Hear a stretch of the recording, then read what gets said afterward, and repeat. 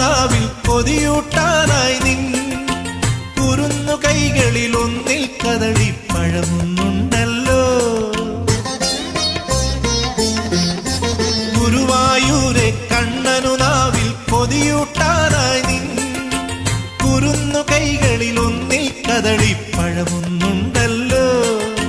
കരിമ്പു പ്ലാവിൻ കനിയും മാമ്പഴമോരോ കരമതിലായി എടുത്തു നിൽക്കും കോമള രൂപം അടുത്തു കാണേണേ, എന്നുടെ അകത്തിരിക്കേണേ.